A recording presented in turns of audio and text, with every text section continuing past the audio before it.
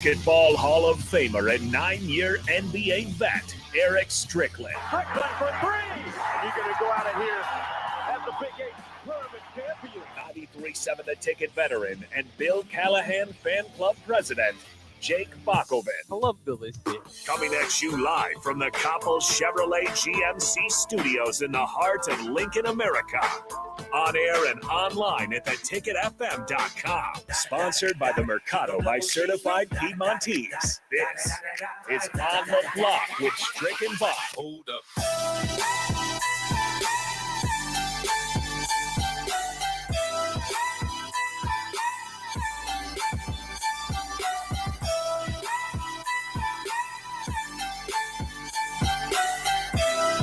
Happy Masters Day, happy opening day to everybody out there, and a happy Thursday as we are back here on the block for another edition.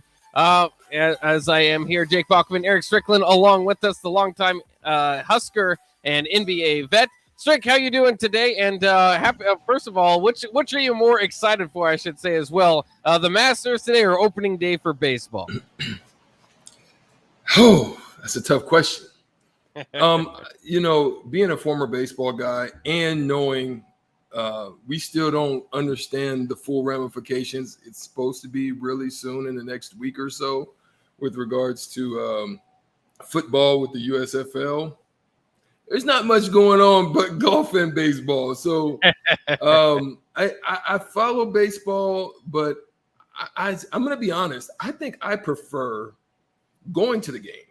I prefer being in the stadium. I prefer, if I'm going even to a AA game or AAA game, I prefer to be in the stadium. I find it hard for me to just sit around at the house for 3 hours and watch it because there's just so much to do in a given day and so much going on. And, then when you have kids and then you have family and then you have, obligations, it's just, I find it hard to just be in front of the TV for that long watching a game. Now, I will say that I tap in. I'll tap in kind of boom, sixth, fifth inning. Ooh, it's getting hot. Oh, it's a blowout. I'll tap out, So that's kind of how I view baseball these days. I hate it, Bach. Listen, let me tell you. When I played, I absolutely hated off days. In baseball? Could not stand off days. As long as we were playing, I was all good. I could not stand off days. I hated off days with a passion because it was like all you're doing, you're in the middle of the heat or in the middle of the evening or it's hot or whatever the case may be. It's a summer hot day and you're just sitting in the dugout and you're watching, you're trying to get into it. You're trying to, get pumped but the game just kind of just moseys along. You're trying to eat sunflower seeds. You're trying to stay engaged. But I found those to be the hardest days of my baseball career. Off days.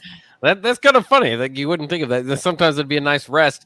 I did want to ask you this: who's your favorite baseball team? Is it the Florida Marlins, the team that helped, drafted you? You would have to think that's the case. I always kind of go back to when people, ask about your hated rival. You have a Boston Red Sox jersey on. I've been a big Boston fan growing up, and then the question was always posed to you: What if you were drafted by the Yankees? Would you sign with them? Would you, And, and of course I would. I mean, I have a lot of fan loyalty and teams you grew up as a kid, but I have to assume your favorite baseball team is one that helped pay the bills, I would think.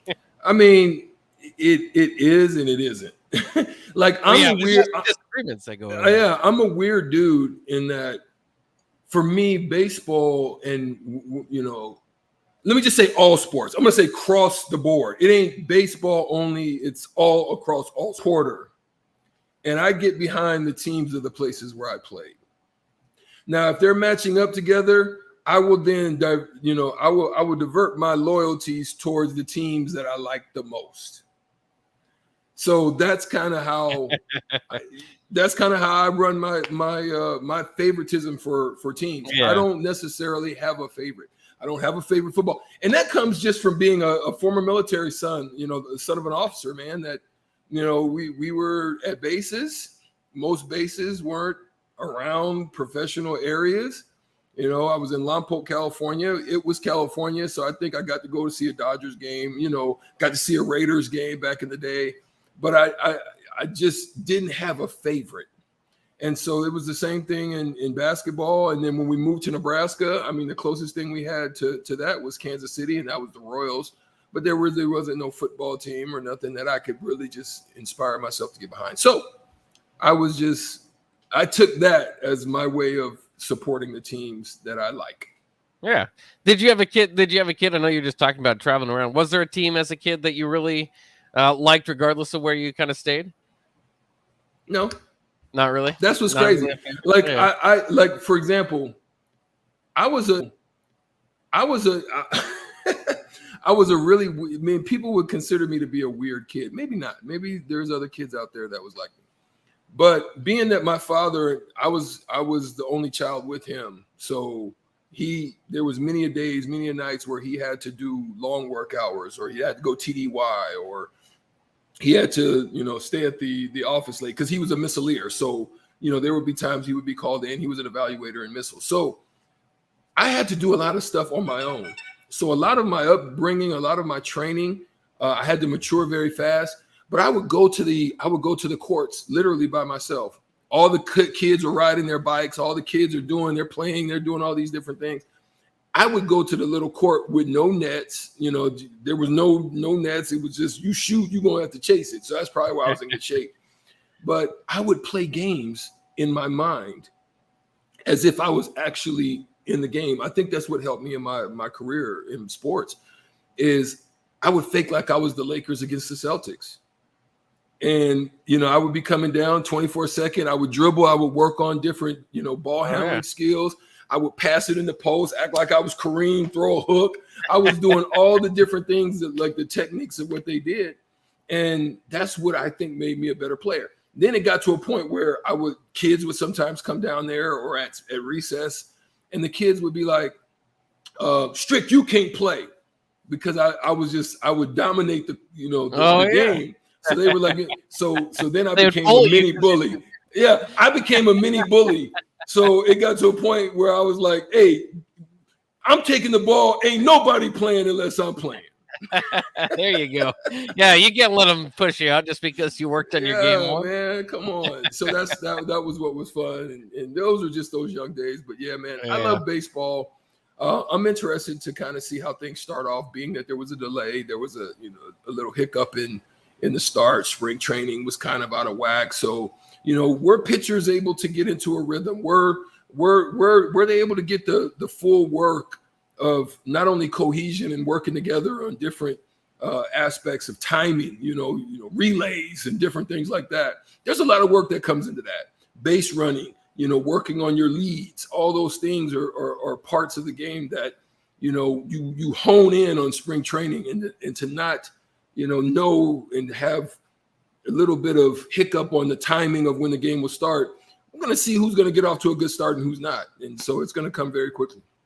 And that'll be interesting to see as it plays out, is if there's some teams that, it does take a little bit to get going. Right. By the time we hit the playoffs, we go, man, that team didn't start too well, but they really came on late to make this push, and maybe would have better seeding if things weren't adjusted as they were going into this opening day. But thankfully it's here. It's fun. I think that they're just starting a few more games right now. Top of the 8th, the Cubs are up 5-3 on the Brewers. The Guardians playing for the first time as the Guardians in a regular season game anyway, up 1-0 on Kansas City. They're in the top of the 5th and into the 2nd. The St. Louis Cardinals up 4-0 on Pittsburgh. So we'll kind of update you on that. We're not going to do that every year of regular season baseball, every day, I should say. But opening day, it's kind of special. I know everybody's out there looking for their team. I'm going to do a quick real quick.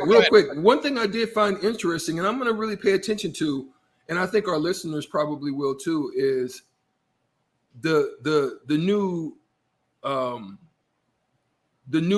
technology they have for signage, where you can't basically steal the signs. And I think they Kurt Suzuki, who's with the Angels, and Jose Suarez on Monday night, and I think in their last exhibition or so, one of their exhibitions against the Dodgers, they tried to use it. And one of the hiccups that they felt that they had in it was the loudness of the crowd. So if the crowd got really intense, you really couldn't hear because I guess it's in your cap. Signals, yeah. Yeah, so you couldn't really hear what was actually transponding in your hat. So, that's going to be interesting to see how they do that. Is there a volume adjustment? How high can the volume be adjusted? Is there going to be something that can block that type of communication, which can cause an error? A hiccup between a catcher and a pitcher can be a problem. A pitcher, a hitter may be thinking, not a hitter, but a catcher may be thinking outside fastball, and you come with a slider, and that can cross somebody up. That can lead to a run or lead to a couple runs. So it could be some problems if you get mixed up in those signals, no doubt. Yeah, and I'm fascinated to see that too as it plays out, because the baseball purists for a long time have wanted to keep technology out of the game, and now they're embracing it, at least for this, to try to clear baseball from this sign stealing problem that they've had over the last decade. There's several teams getting in major trouble for it. The Astros, Red Sox, placing cameras out there. Mini cameras. Oh yeah, that's gonna be a fastball. Oh yeah, curve, here it comes. I'm like, come on, man. Play the game pure, baby. What? Yeah. Everybody's always looking for the corrupt way to try to steal the win, man. Come on. But don't you think, I don't know, I guess I just always figured, shouldn't everybody be stealing signs, or at least kind of picking up on what's going on there? We did used to try to steal them, so I ain't gonna act like I think that's just part of the game. I guess it is part. I guess you just gotta figure out a way to beat it. But I'm interested too, because this is a big. It sounds small, like you said, but to have a mic in the hat, even that's different than what baseball fans would like. They'd like to, or I should say, baseball purists would like, of just only human elements. You want the ump there. You don't want the K zone, because it's the human element that's always made baseball special. I don't think that there's much of an uproar about this, but it's kind of like the quarterback with the mic in his helmet too. How far do you go with technology now that it's there? And then these are like billion-dollar corporations and lots of money to be made there. I understand it, but at the same time, where do you stop? Where does it stop? Yeah, that's you're what I able was to thinking. Communicate with your pitcher now.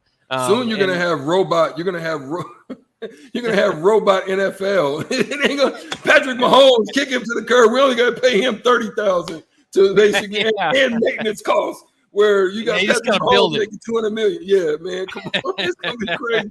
Man, watch out, man. You never know what kind of crazy stuff they throwing out. Oh man.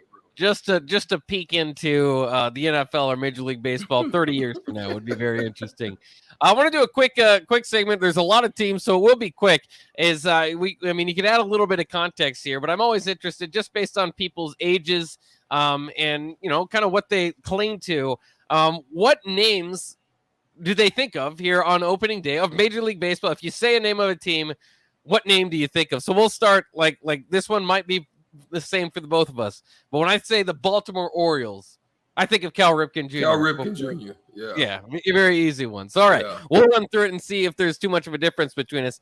How about the Boston Red Sox? What's the first name you think of? I would say Big Papi. Oh, that's a pretty good one. He was a big name of them for a long time. I've got my Nomar jersey on, so that's the name I think of. Certainly Pedro could be in there as well. I would say Pedro. Pedro would have been my next one. Pedro Martinez. Yeah. He's up there. How about the Yankees? Unfortunately, I have to say this. Actually, I'm gonna go Derek Jeter.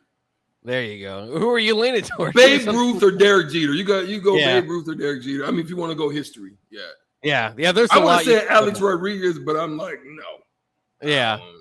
And I can think of him. Even for some reason, Jason Giambi really felt like a Yankee to me when I was going up against him. But I do think Derek Jeter, probably of our generation over the last, if you're paying attention to the last 25 years, would probably be the name that you come up with there. How about the Tampa Bay Rays? Do you have a name for? I think of Carl Crawford because of the former Husker or connection there. He was committed to be a Nebraska Husker and on the football field and went up playing baseball and had a very successful career. If there's some teams that no name comes to mind, that's fine too. The Rays could be a tough one. Rays to have tough. That was a tough one for me. I didn't follow them too well. Was Gary Sheffield with them? I think at one point he was. I think that could work. Gary Sheffield. Yeah. Let's go with the Toronto Blue Jays. You got a name for the Blue Jays? Dave Carter. Oh, there you go. Yeah, he had a big hit. I was trying to think of who would be the top for the Blue Jays for me. I don't really have a name. Maybe like Vlad Guerrero. As far as that goes, I'm not really sure because I don't have a historic name to go with. How about the Atlanta Braves? I've got Chipper Jones. Chipper Jones. I'm gonna say John Smoltz. John Smoltz, that's a good one. And if you guys, by the way, on the text line, if you have any other ones or can help us out, we might be making mistakes too. So just come along. Somebody says Sheffield. David Justice. David Justice. There you go. Why? Because he was married to Holly Berry. Man, no, I learned something. I didn't know that. Yes, sir. That was probably a big get back in the day. I've got a Holly Berry story too someday when we get into that, but I'll tell you. We can break off from this and just go right to our Holly Berry story then. Are you sure? Yeah, we've got all day to go through these baseball teams. No, so now it's a Husker tie-in. Okay. So we were in New York. We were playing at the NIT championship. We had just won. I was labeled the MVP of the tournament. We're on our way back to the hotel. My mom is with me. We're all gonna go back, probably go get something to eat, have a nice little time.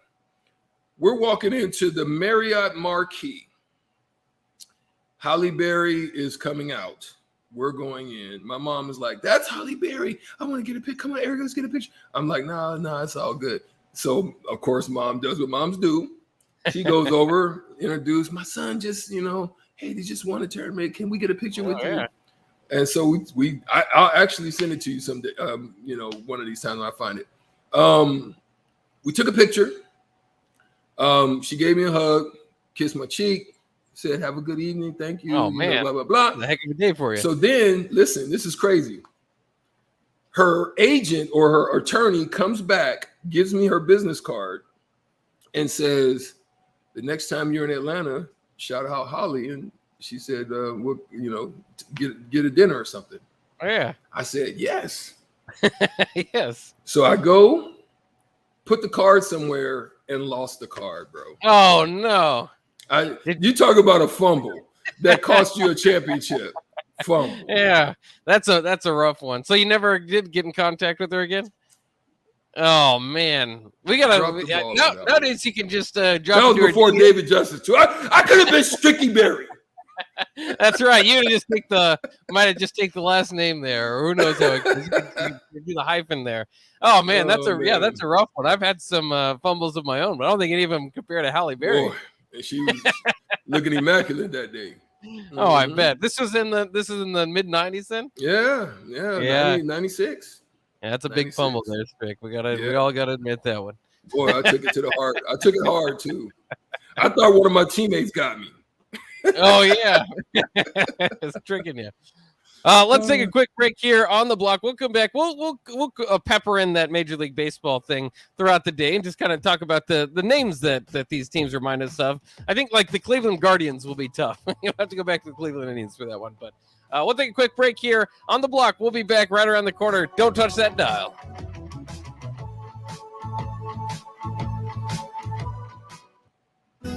You know that feeling after a good, hearty meal? The worries of the world just slip away. Time slows down. Nothing but good times and good company. That's what you get with Mary Ellen's Food for the Soul. Mary Ellen's does food right, with a menu that includes smoked wings, pulled pork, brisket, catfish. And don't sleep on their sides, shrimp and grits, collard greens, baked beans. It's food that makes your heart happy. Mary Ellen's Food for the Soul, just east of 27th and Pineland. Let them fix you a plate. Join us on Saturday for our spring game tailgate show at Tipsy Tina's in the Haymarket. We'll be there from 10:30 to 1 as we preview the day ahead. It's the Spring Game Tailgate Show, sponsored by Members Owned Credit Union, A1 Automotive, and EP Foundation Repair from Tipsy Tina's at 8th and Q. There's nothing quite like the Mercado by Certified Piedmontese Beef. The Mercado offers unique ingredients you can't find anywhere else, open every day from 8 a.m. to 8 p.m. The full-service butcher shop and retail store is wonderful for meat lovers with their exclusive Certified Piedmontese beef and assorted sausages, plus other quality meats, including pork, chicken, and a wide range of the freshest seafood.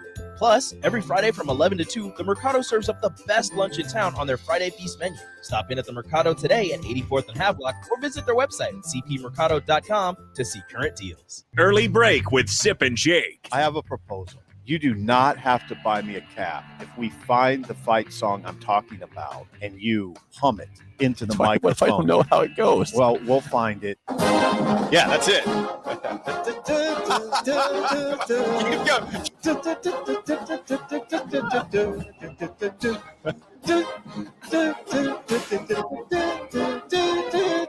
Good job, you found it. Early break with Sip and Jake from 6 to 8 every weekday morning. Seasons change, but your land stays the same. You need the right solutions to keep you moving. That's why you rely on Acres Equipment, your Nebraska-owned premier John Deere dealership. Whether you're harvesting, protecting your crops, feeding the herd, maintaining your lawn, improving your business, or letting off some steam, Acres has what you need to get the job done. Acres Equipment, solutions for every field. An Empire Fence is an investment in your home. This year, use your tax return to make that investment. Get a free instant quote with the online estimating tool at empire-fence.com. See an upfront estimate with no hidden fees. An Empire Fence can provide privacy and security while improving the appearance of your home. Visit empire-fence.com to view the stylish and maintenance-free possibilities for your home. With your tax return on the way, schedule your project now. Your home is your empire. Protect it with Empire Fence. Shopping for insurance can be a tedious and frustrating task, but the agents at Brokers Insurance Agency will do the work for you. They have partnered with over 20 of the best insurance carriers in the nation, which allows them to do the shopping all for you. Whether you're looking for business insurance or employee benefits for your company, or you're looking to save money on your home and auto insurance, Brokers Insurance Agency has the agents and solutions to help meet your goals. Call 402-420-5353 or email staff at brokersinsurancenE.com. 93.7 The Ticket, Fox, KFXL weather. Brought to you by Bryant Air Conditioning, Heating, Electrical, and Plumbing. Your first alert weather forecast tonight, a 30% chance of showers as a high wind warning remains in effect until 8 o'clock. Overnight lows tonight, 31. Winds dying down after midnight to the northwest, gusting to 45. Cloudy in the morning Friday, mostly sunny, not as windy in the afternoon. Highs around 53. I'm NTV Chief Forecaster Kent Fountain for 93.7 The Ticket and theticketfm.com. Work, laundry, dishes. I was exhausted. I needed a vacation, but finding a way to pay for it, not so easy. Then I found it, a research study at Solarion. I searched the studies and found a perfect match for me. It was so easy. I earned cash for the study and booked that vacation. Plus, I made an impact on medical research. Find a study and sign up today at helpresearch.com. You should consider the risks of the research before you agree to participate. Start your Sundays off right with Jeff and Nicole Essink on Fitness Fanatics. Jeff and Nicole discuss health and wellness, how to achieve fitness goals, and more through the life of gym owners and gym goers. It's Fitness Fanatics from 9 to 11 a.m. on Sundays on 93.7 The Ticket and theticketfm.com. Old School with VP and J. I learned this about the difference between the college game and the NFL. Every play is designed offensively and defensively for one guy to make a mistake, whether it's being out of your gap, forgetting the blitz, forgetting a check on offense, forgetting the snap count. In college, it might be explosive play, 15 yards, whatever you deem as explosive play. The pros, all of them are house. All of them are. The guy will hit his head on the goalpost. 93.7 The Ticket and theticketfm.com. Why wait until Friday to start your weekend? Go ahead, start right now. You're thirsty now, and 93.7 The Ticket is here to help you stock up. Just in time for the weekend when I like to hit the clubs. Time to broaden your horizons and try some new wine and beer. It's Thirsty Thursday with Kevin Meyer from Meyer's Cork and Bottle.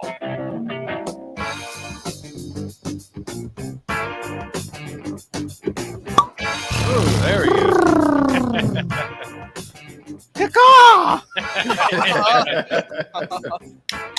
Oh, there we go. You know those sounds. You know what that means. Oh, you know a few of those sounds. Maybe those other ones are a little different. But it is Thirsty Thursday here on 93.7 The Ticket and on the Block with Kevin Meyer of Meyer's Cork and Bottle. One of our favorite segments of the week is Kevin always is bringing in something good for us. What are we looking at today, Kevin?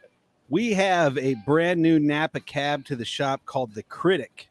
and it is the only Napa cab that we can get that we can sell for under $30. For some reason, the price of doing business in Napa has increased so much over the last decade. Part of it has to do with land values, probably. It also has to do with the fires. So they keep having fires, and so they're getting smaller and smaller harvests. And sometimes if your vineyard didn't burn down, it certainly is going to make a smoky product. So they've just become more and more expensive. And it also because Cabernet is king in Napa Valley, and the United States best cabs come from Napa. So part of it's prestige, part of it's quality, part of it's scarcity, and part of it's just the cost of doing business up there. But this is called the Critic, and it is a Napa cab. And I'm just a big Cabernet guy. Before the Russians stole my Instagram or my Twitter handle, I was big cab guy. Now I'm big grill guy because I couldn't figure out how to recover it. So they changed my password and everything. It just I'm very intrigued by that. What is that? What does that mean? When did this happen? It probably 2 years ago. Oh, okay. But that's how I became big grill guy on Twitter, because the Russians stole my. How do you know it's the Russians? Well, I got these like emails that were like Russian. Oh, okay.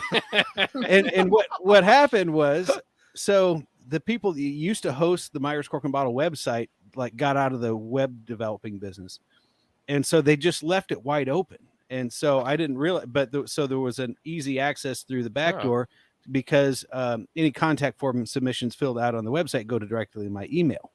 And so they were able to siphon off my email, then siphon off my social media. And so anyway, that's how I became big grill guy. Is that the worst thing that happened out of it, though? That's nothing else happened, and I don't even really use it. I was gonna say, did you have a ton of followers? No. See, it's not something that I'm not a big social media guy. Just enough to sort of partake, but I'm not gonna spend time or energy. I'm not gonna get in Facebook fights over politics. I'll use it to advertise if we have like a sale going on, or like we got a new puppy last weekend, so I put my puppy on. There you go. So stuff like that. But anyway, let's give the Critic a taste. Yeah, that's an interesting story. Yeah, but yeah, I mean, to come full circle, I'm still big cab guy. Very good, very good. Is can Strick hear us? Can we hear Strick? I'm here. Hey, what's in the glass, buddy? Hey, listen, I went traditional, and I went, as we approach Cinco de Mayo, I went a little old school. Oh, there you go. A little tequila? A little Corona. Oh, all right. Kevin, I'd always been out of the loop because I've been sipping on wines. I said, you know what? You're bringing the good beers, not the ones that I can drink because I can't afford them because I'm too cheap. But I said, you know what? I'm going to drink a brew today just for Kevin. Cool. All right. Did you put a lime in that bad boy, or are you just rocking it neat? Just straight neat. Just straight neat. Good. It's baseball season, baby. It's you can't drink a beer on opening day. When you drink beer? Wow. Kevin, are you more of a Masters guy or an opening day guy? I would say I'm more of a Masters guy. Now, I've been a lifelong baseball fan. But what's interesting is that so when I was a kid, we did this. We used to play this game called Stratomatic Baseball, and Stratomatic Baseball was this really complex game that you had cards, you had players, real players, and averages, and you rolled the dice, and based on whatever you rolled, you'd get a single or a strikeout or whatever else. That's kind of fun. And a full regulation game would take as long as a regulation baseball game. But I was obsessed with it. I always collected baseball cards, and so I knew every player, every starter, every statistic that you can imagine just off the top of my head. I was just obsessed, and plus I collected baseball cards. Well, I was so distraught when the strike happened because they ruined my passion. And so ever since then, I've sort of held baseball at sort of an arm's length. Still love the game, but I would say I'm more of a golf fan now. Are you talking about since '94? Oh yeah. Yeah. I'm still holding a grudge. You hold that grudge for a while. That's impressive. You still collect cards? No, I don't collect baseball Did you cards sell anymore. all of them? I sold most of them. Yeah. Do you collect baseball I cards? collect baseball So do I. I have hundreds. So when I got into it, it was kind of mid 80s, 83, 84, 85. So that was Tony Gwynn, Don Mattingly, Darryl Strawberry, Dwight Gooden, Gary Carter. And I had some older stuff too. So I had like a Tom Seaver rookie card. I had the 84 Don Russ set was Wade Boggs and so it was all of those guys. And so that's, where my passion was. And then when they got older and sort of retired out of the league, I just never followed it at the same level. Yeah. And plus I got older and didn't have time and whatnot. Yeah, I feel like baseball does that to you, at least to some people. Some people can keep going, but everybody seems to have kind of their era where they had more time to follow it. Yeah, and it was funny because back then the only baseball you could watch on TV was on TBS. So it's great. Interesting. Right. And so Right. And it was even before the Cubs and WGN came to Lincoln. So God bless WGN. Yeah, and so Marquee Sports now. I was like, Braves were my team because that's what you could watch on TV. So that was the Negro Brothers, the knuckleballers and Bob Horner and Glenn Hubbard and Dale Murphy and so those were all just my guys at that time and then I became a Mets fan when Darryl Strawberry and Dwight Gooden were rookies.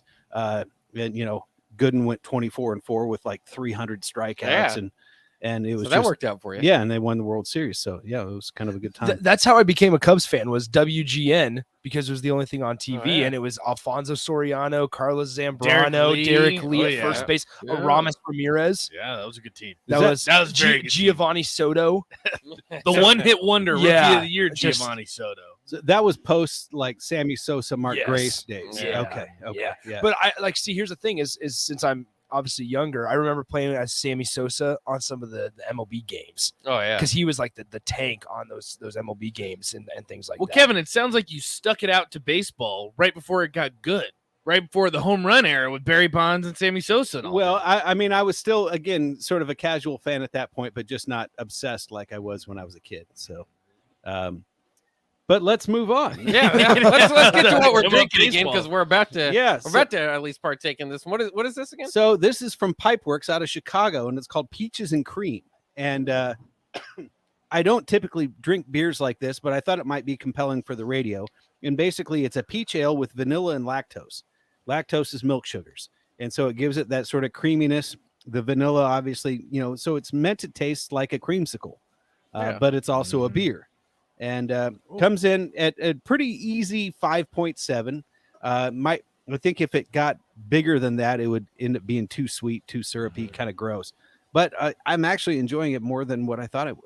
I think it might be just because I'm more of a beer guy, Kevin, but I don't think you've brought in a beer that I haven't like genuinely enjoyed. This is pretty good. The peaches and cream are subtle, Very not overwhelming. Exactly. Yeah. And so, it's not like drinking a dessert per se. It still tastes like a beer. I think it surprised me in that way because when I first took the drink, I was thinking, okay, so this has got some, it got some fruit flavors to it, but it is very subtle. Yeah. I'm pleasantly surprised. So yeah, Pipeworks out of Chicago, peaches and cream, and comes in a 16-ounce can, and pretty darn good stuff. Yeah. What did you say? What's the price for that for a 6-pack? You said they come in 4-packs. Oh, 4-packs, and okay. I want to say they're probably around $12-14 for a 4-pack. That sounds expensive, but that's craft beer these days. Yeah. Now, what's your decision making, Kevin, when you're looking at beers? Do you find them online? Do you look on Facebook pages? Like, how do you go through the process of finding a peaches and cream? Okay, I want to put this in the store. I pay Joe to do it. Okay. Yeah. Joe Delp, our GM, he does a really good job of staying on top of what's popular, what's new, what's available, what's different, and it makes my head spin. And so it's one of those things that we, at any given time, we'll carry 500 or 600 different varieties of beer. Oh my gosh. And then they're changing every week. It's never the same store twice. That's awesome. And so cool. It just sort of, like I said, it makes my head spin. With wine, we carry 1,000 different wines, but they don't change every week. We'll carry a brand, say as an example, like Charles Krug. It's the oldest estate in Napa Valley, founded by the Mondavi brothers. They learned to make wine from him when they were young boys, and learned to make wine from Charles Krug. They ended up in a fist fight one day, and so Robert Mondavi quit and went on to become the world's most famous winemaker. And his brother Peter stayed put at Charles Krug, and now his sons and grandsons own and operate it. So that's a wine that we've carried every year for 20-something years. Good story. And it's different every year, but it's still the same brand. It's still the same wine. It's just, you're not making Coca-Cola. Mother Nature gives you different ingredients every year. And so you can change, the wines can change without actually changing, if that makes any sense. Beers are another ballgame. If you're a brewery and you're not making a different beer every month, no one wants to try your stuff. And so it's so when you ask, how do you decide what beers, to go after? And like I said, I pay someone to do it for me. Have you ever had a Myers cork and bottle, or whatever you would call it, your own brew that you've tried? In fact, we did a collaboration with White Elm here. Nice. A couple of springs ago to collaborate with Lincoln Beer Week. And it was Myers cork and bottle, and we called it a New Zealand Pale Ale. And the reason we did that was because, the concept was, if you were to take a New Zealand Sauvignon Blanc, they're very grapefruity. They have a high concentration of a chemical compound called pyrazine. And pyrazine is the same compound found in grapefruit. So they taste like grapefruits. And if you were to take a pale ale, like a New England Pale Ale, and give it those attributes, what would that taste like? Because grapefruit and IPAs, that hoppiness actually kind of tastes on some of that grapefruity taste, and that bitterness and that tartness and whatnot. So the concept was, if you were to marry those, what would that taste like? So we called it a New Zealand Pale Ale, and it was our own beer. Okay. And we made one batch of it, and it was great. Do you still have some? No. It's one of those things you got to drink it fresh. Oh, I didn't know if you kept it as like a memorable. No, we still have the recipe. We could go back and recreate it anytime we want. But, so Kevin, I got a question. So I know you're, wine Sauvignon J Blanc, or whatever the beautiful word is that they say. Sommelier. Yeah. Okay. You're that. Yeah. Okay. You're also very good with brews. But I got a question. Are you a whiskey or a brandy when you're just like sitting around, maybe having a cigar, sitting with your fellas? Do you do anything outside of the wine spectrum or the brew spectrum? Surprisingly not. Wow. I'm not a liquor guy. I've never really developed much of a taste for it. Generally, if I drink whiskey, I'm mixing it with Coke. Which is sacrilege if you're drinking a good whiskey, and I understand that, but it's probably a good thing, Strick, because I don't need any more bad habits. And I gave up tobacco when I turned 40 just because I needed to, and so now no cigars, very little hard alcohol. I do like to sip on a good tequila. Though. My wife and I are scuba divers, and so we've dived I think 7 countries around the Caribbean, and so I've sort of like to learn more about tequila and rums because that's where they're made. And so I visited Tequila one time and went through the whole process of how they make it, and they start with the agave plants, and they chop all the leaves off, and so it ends up with what they call the piña, which is like it's the word for pineapple, and that's what it looks like. And then they bake it, and then essentially the honey that comes out of it is called agave nectar, and they originally ferment it into basically an agave wine, and then they distill that, and that becomes tequila into the liquor, and then they put it in the barrels, and so you have like your silver or your plata, which doesn't see any time in the oak, so that's why it's clear. And then you have like a reposado, which is rested or reposed in the barrels, usually up to 6 months to a year. And then the añejo, which is usually years plus. And so those start to look really golden.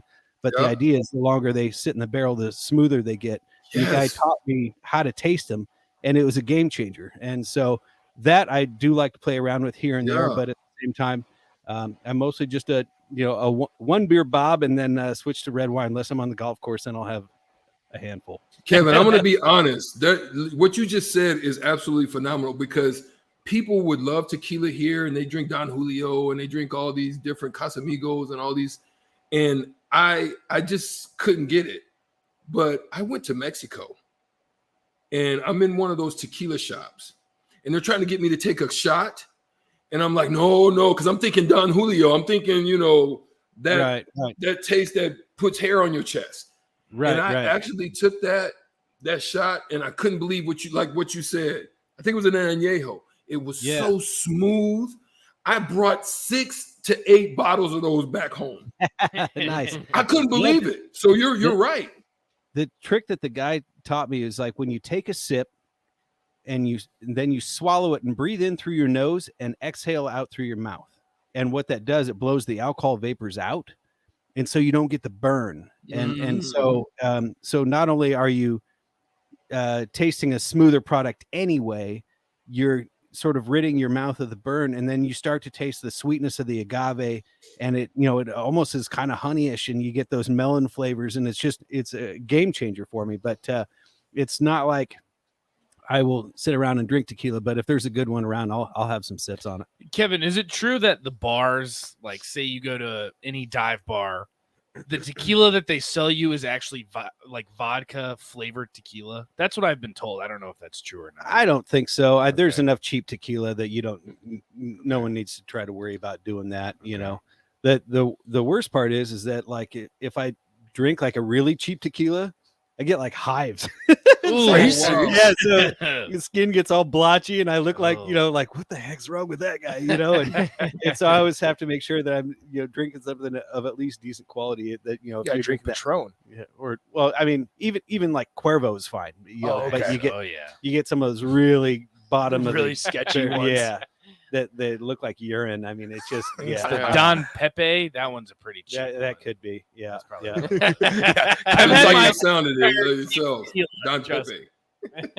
Kevin's like, I'm not doing one of those for another 30 years. Yeah. Well, a very wise man once told me, drink twice as good and half as much, and you'll have a happy life. There you go. And that's interesting. I've tried to adhere to that. What do we before we take break, because we're up against it, unfortunately, remind us what we had today? So we had the Critic Napa Valley Cabernet on sale at our spring wine sale for $25, $24.99.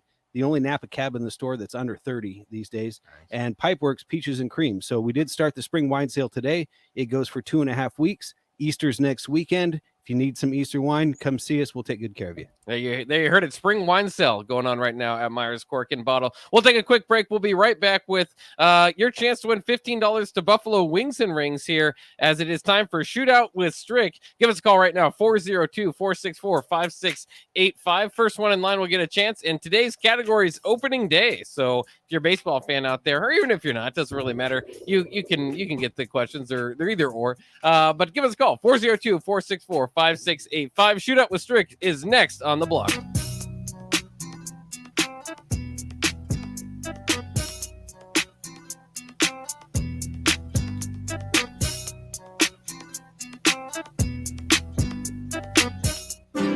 Shopping for insurance can be a tedious and frustrating task, but the agents at Brokers Insurance Agency will do the work for you. They have partnered with over 20 of the best insurance carriers in the nation, which allows them to do the shopping all for you. Whether you're looking for business insurance or employee benefits for your company, or you're looking to save money on your home and auto insurance, Brokers Insurance Agency has the agents and solutions to help meet your goals. Call 402-420-5353 or email staff at brokersinsurancenE.com. If you want to make new floor shopping easier, come to O Street Carpet. Hi, I'm Steve Carper. Our flooring professionals can help you choose the best flooring for you, your family, and your budget. We eliminate the confusion. Even better, you'll be enjoying your new flooring much sooner. No 6 or 8 week waits. We'll install right away and save you money on installation. Floor shopping made easy every day at O Street Carpet. O Street Carpet. 1732 O Street. Family owned and operated. Always the best value. Right now, Allstate has almost as many ways to save as there are types of music. Save for being a new customer. Save more for adding DriveWise. And save even more for driving safely. Visit Allstate.com or contact your local agent to get a quote. Find out how much you can save today. Allstate. Now that should be music to your ears. Not available in every state. New customer savings based on early signing discount. DriveWise is an optional feature. Savings vary based on how you buy. Subject to terms and conditions. Allstate Fire and Casualty Insurance Company and affiliates, Northbrook, Illinois. When everything is changing, you need a store that's a constant. A store that has the brands your family loves and the value that you need. A store where you can stock up, pick up, and drive up. A store that's close to home and feels like home. A store that puts the health and safety of you and your family above all else. And a store that's always here to help. At Kohl's, we don't know what next year will look like. We just know that we'll be here for you no matter what. Kohl's, here today, here to stay. See store or Kohl's.com for details. Landmark Implement, your local John Deere dealership, is hosting their annual sprayer clinic at the Buffalo County Fairgrounds in Kearney, Nebraska, February 2nd and 3rd. Landmark Sprayer Clinic offers expansive equipment and technology training on different models of John Deere and Hagie sprayers. Learn about the newest technology, machine maintenance, spray tip selection, and more. We'll be offering free dicamba certification. Join us February 2nd and 3rd in Kearney. RSVP by calling your local Landmark location or at landmarkimp.com/events. Work, laundry, dishes. I was exhausted. I needed a vacation, but finding a way to pay for it, not so easy. Then I found it. A research study at Solarion. I searched the studies and found a perfect match for me. It was so easy. I earned cash for the study and booked that vacation. Plus, I made an impact on medical research. Find a study and sign up today at helpresearch.com. You should consider the risks of the research before you agree to participate. 93.7 The Ticket, Fox, KFXL weather. Brought to you by Bryant Air Conditioning, Heating, Electrical, and Plumbing. Your first alert weather forecast tonight, a 30% chance of showers as a high wind warning remains in effect until 8 o'clock. Overnight lows tonight, 31. Winds dying down after midnight to the northwest, gusting to 45. Cloudy in the morning Friday, mostly sunny, not as windy in the afternoon. Highs around 53. I'm NTV Chief Forecaster Kent Boughton for 93.7 The Ticket and theticketfm.com. Springtime is here, and it's time to get to work on outdoor projects. Deck City is a great place to start as Lincoln's local source for everything decks. Deck City has everything you need to build the deck of your dreams, from treated lumber to Westbury aluminum railings and TimberTech composite decking. Call them today to schedule an appointment at 402-480-6671. Go online at deckcityne.com or visit their new location just north of 33rd and Cornhusker Highway. Join us on Saturday for our spring game tailgate show at Tipsy Tina's in the Haymarket. We'll be there from 10:30 to 1 as we preview the day ahead. It's the Spring Game Tailgate Show, sponsored by Members Owned Credit Union, A1 Automotive, and EP Foundation Repair from Tipsy Tina's at 8th and Q. There's not many things worse than having plumbing issues at your home or business, but it's even worse if the problem isn't fixed correctly. Select Plumbing gets it right the first time, and they specialize in several things: general plumbing, water heaters, faucet and fixture repair, underground sewer and water repairs, backflow testing, and more. Keep your property free from leaks and other issues. Call today for a free estimate at 402-560-6197. Plus, they're hiring service plumbers. Contact Select Plumbing to inquire at 402-560-6197. There's nothing quite like the Mercado by Certified Piedmontese Beef. The Mercado offers unique ingredients you can't find anywhere else, open every day from 8 a.m. to 8 p.m. The full-service butcher shop and retail store is wonderful for meat lovers with their exclusive certified Piedmontese beef and assorted sausages, plus other quality meats, including pork, chicken, and a wide range of the freshest seafood. Plus, every Friday from 11 to 2, the Mercado serves up the best lunch in town on their Friday Feast menu. Stop in at the Mercado today at 84th and Havelock or visit their website at cpmercado.com to see current deals. An Empire Fence is an investment in your home. This year, use your tax return to make that investment. Get a free instant quote with the online estimating tool at empire-fence.com. See an upfront estimate with no hidden fees. An Empire Fence can provide privacy and security while improving the appearance of your home. Visit empire-fence.com to view the stylish and maintenance-free possibilities for your home. With your tax return on the way, schedule your project now. Your home is your empire. Protect it with Empire Fence. It's time to play Shootout with Strick. Call now, 464-5685, to take your shot against Eric Strickland. Shootout with Strick. Brought to you by Buffalo Wings and Rings. Time to play the game! It is time for your chance to win $15 to Buffalo Wings and Rings. Give us a call on the Honda of Lincoln hotline, 402-464-5685. All you have to do is beat Strick in a shootout, which means you just have to answer a few either-or questions about opening day today and beat Strick's score. You also get the money ball there at the end, which is worth 2. Give us a call right now. Anybody out there can play 402-464-5685 for your chance to win $15 to Buffalo Wings and Rings. Strick, how you feel about the topic today? You already know this isn't going to be a good one for Stricky, but I'm trying to start this winning streak so I can get my signature. What did I say I was going to do? Yeah, you need to get, what do we say, 4 out of 5 for the week before we or 3 straight. Or 3 straight, yeah. And what was dang, I forgot. You remember? Yeah, we have to go back and listen to the podcast. Yeah, we got to listen to that. I got to remember. It was something special. Yeah, get something special out of it. That's what we're working on. Once again, give us a call, 402-464-5685, so we can play some Shootout with Strick. I would say the best game show in radio, but of course, Shut Up Simple's pretty good. So we're competing with a pretty good game show over there. Yeah, it's opening day. As far as some of the games go, I'm seeing if any of them have gone final. Yeah, the Cubs officially 1-0. So opening day is already in the books. The Cubs have a win. Tom, who are you a fan of, Tom? The Yankees. The Yankees. I think they start tomorrow against the Red Sox. I'll be cheering against your team. I'm sorry. I'm a Red Sox fan, but that does not hurt you at all in this game show. So, yeah, give me the easy question since he's a Yankee fan. Yeah, Tom, we'll give you mostly Yankees questions, but no, let's Tom, hold on for a second, and we'll get to you. But first, let's get Strick's scores so we can know what Tom has to get to beat it. All right, are you ready, Strick? He's be ready.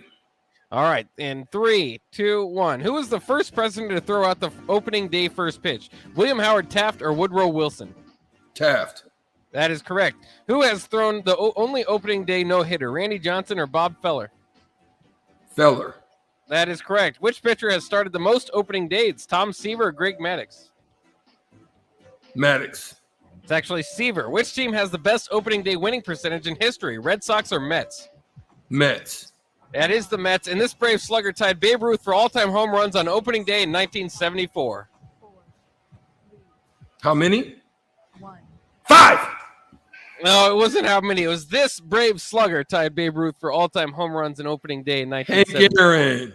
It was Hank Aaron. But damn, I didn't hear the question, baby. 3 points, and also always on Thirsty Thursdays. I don't even know what I'm reading. I'm a little bit tipsy, to be honest with you. Man, I would have had you got lucky today, because that would have been a good scorer.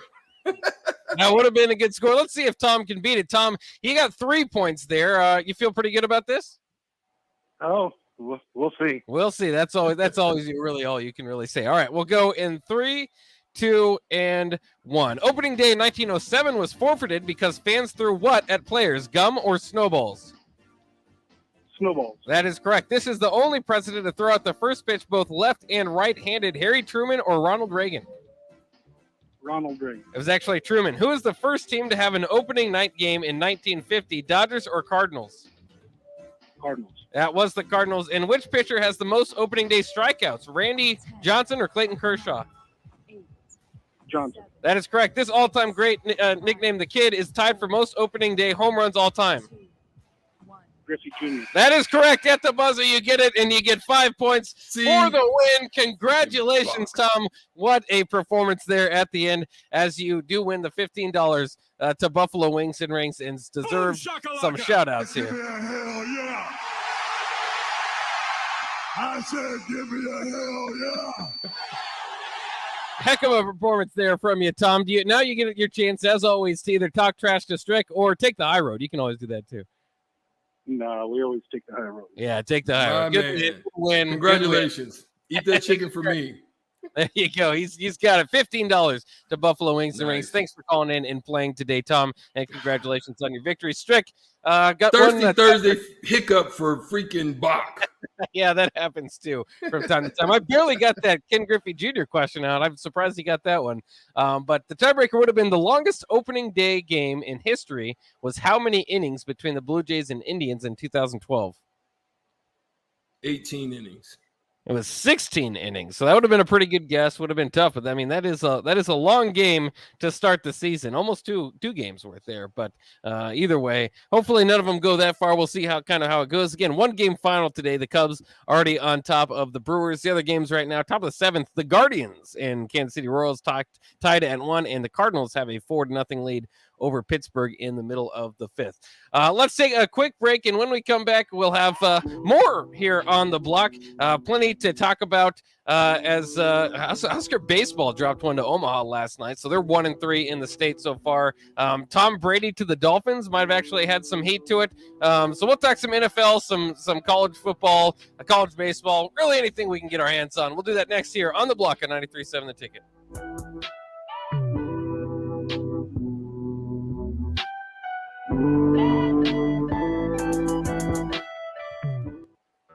Seasons change, but your land stays the same. You need the right solutions to keep you moving. That's why you rely on Acres Equipment, your Nebraska-owned premier John Deere dealership.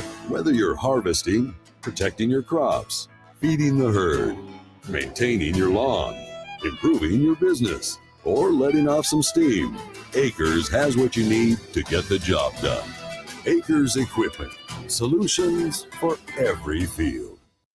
This is Lincoln's home for sports talk on the FM dial. Also online at theticketfm.com. On the internet. KNTK FM Firth, 93.7 The Ticket. I know that a lot of times, Mom, it might not seem like I'm listening to you, but I am. I hear you.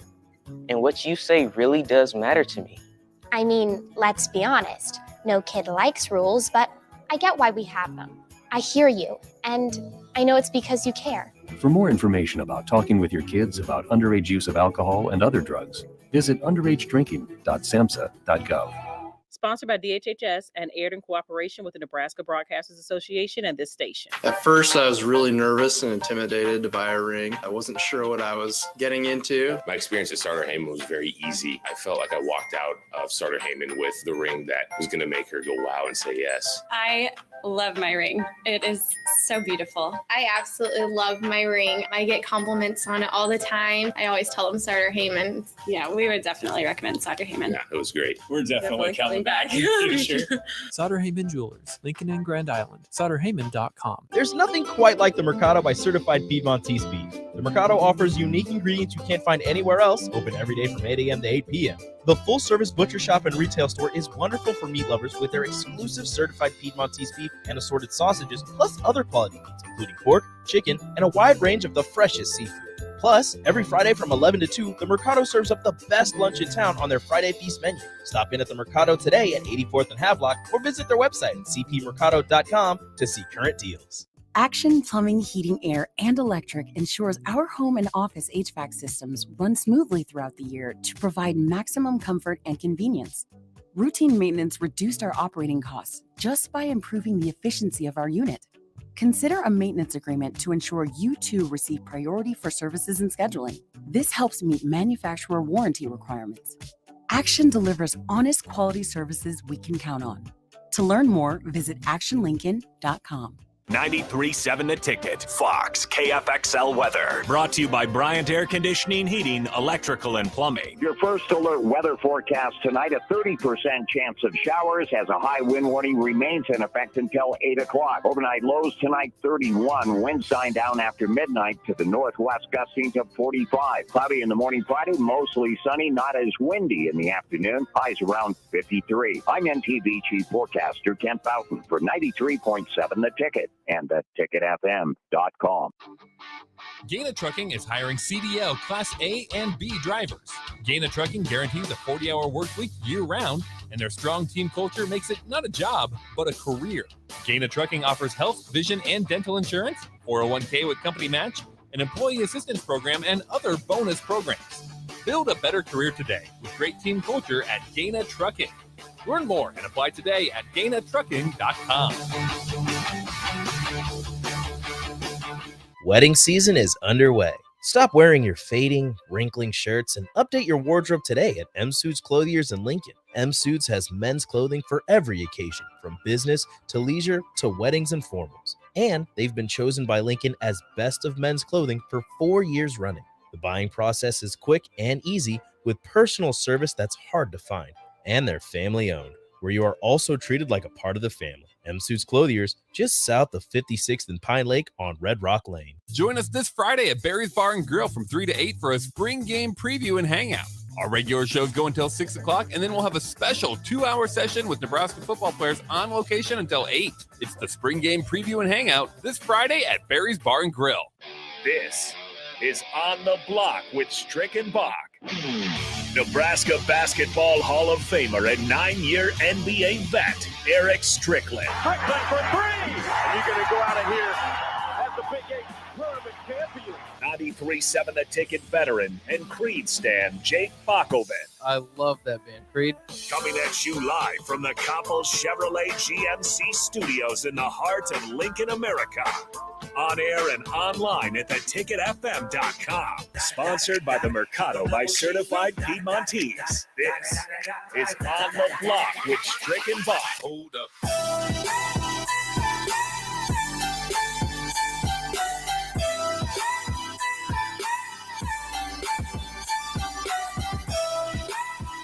Happy Thursday to everybody out there. It's been Thirsty Thursday here on 93.7 The Ticket. On the Block as we welcome in Kevin Meyer and then had a few drinks. And looks like Strick still has a little bit of his drink back there with his Corona that he's taken. It's been a fun day. Lots going on with the opening day in Major League Baseball. Of course, the Masters going on, and Tiger's done well. Looks like he's on pace. I think he shot 1 under so far. So we'll see how he does tomorrow. Hopefully we'll make the cut and make things a little bit more interesting going into the weekend. Did I ask you this yesterday, Strick? Are you a guy like many that is drawn to the TV when Tiger's on, or do you watch golf regardless, or is it going to take Tiger on Sunday to get you to the TV? Yeah, again, I like it when he plays, but I don't think I'm drawn to it because of him. I like a lot of the different players. I like even the young ones that are coming up. I like just the matchups and watching someone kind of come, get on a roll and come from 4 strokes down. And so I'm kind of into more like that. I like all the different golfers. Yeah. And again, I'm watching them in different aspects of their games, trying to figure out technical ways in which I can improve mine. Because I'm a visual learner. I can watch and duplicate. And that's how I can learn. That's how I actually learned to play the game of golf. I just watched swing mechanics, and just went out and duplicated and was able to just, hit. And it's crazy because even though I'm an ambidextrous guy, I was a switch hitter until they pretty much kind of just said, let's stay to the left side because I was only playing a short period. But I actually hit the golf ball right hand. Yeah. And so I'm weird. I'm right-handed. I throw right-handed. I bat left, I kick right, I eat with my left, I write with my left. I'm crazy. You are like truly ambidextrous then. Yeah. That was another crazy thing too, man, because like in basketball, like I was a strong right-hand driver.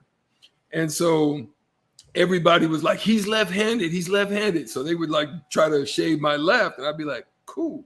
And I go strong right and finish. And they'd be like, wait a minute. So, yeah. That'll really help. Nate's got a question or comment over here. Yeah, Strick, do you have any make that a reality? Because as someone that's right-handed, my left hand is entirely useless. I do absolutely nothing with it.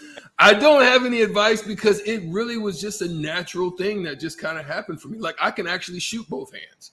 Like literally, I could shoot right, and I can have some consistency. If I get some warm-up, I can shoot right-handed as well. So I don't know if it was my dad. I think I just kind of picked up the ball and just kind of doing things with different hands, and just worked out that way.